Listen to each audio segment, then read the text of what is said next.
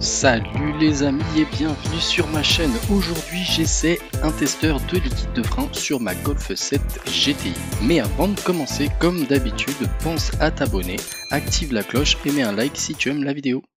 Petite présentation du testeur de liquide de frein que j'ai acheté sur Amazon une dizaine d'euros et que tu pourras retrouver en description de cette vidéo. Donc il se présente comme ceci, un gros stylo Bic de 4 couleurs, non je rigole mais c'est à peu près la même taille.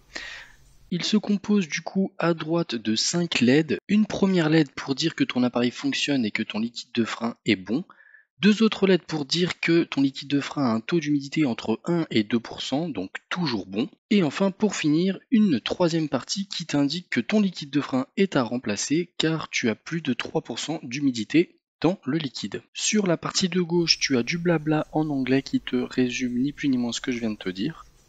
Au niveau de l'alimentation de cet outil, il est alimenté par une pile de type AAA que tu retrouves notamment dans des télécommandes de téléviseurs. L'outil est en finition noir mat, c'est du plastique, tout simplement made in China, comme on dit chez nous.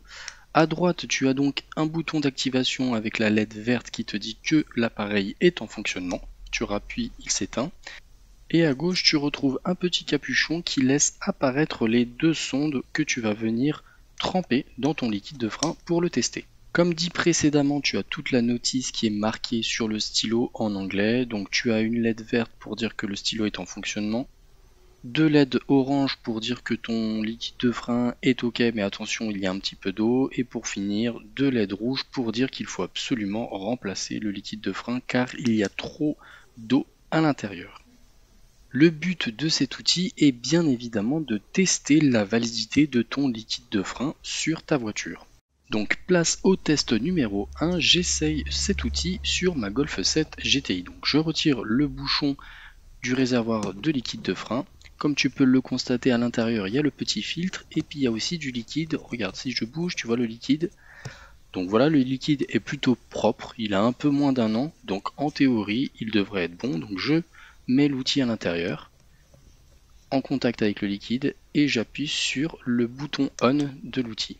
Donc comme tu peux le constater, la LED est verte, l'outil fonctionne, et il n'y a pas d'autre LED qui s'allume, ce qui veut dire que mon liquide de frein est tout à fait bon, ce qui n'est pas étonnant vu qu'il a moins d'un an. Donc c'est plutôt rassurant dans ce sens. Test numéro 2, j'essaye le testeur sur la voiture de madame, une Fiat 500. Comme tu peux le constater, le liquide est un peu plus vieux, il est plus jaune que celui de la Golf. Donc je ne sais pas s'il est à remplacer ou pas, c'est pour ça que j'essaye avec le nouvel outil que j'ai acheté. Donc comme pour la Golf, je mets en contact l'outil et le liquide de frein et j'appuie sur On.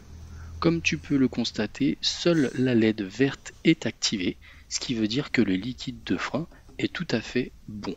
Donc pas la peine de le remplacer.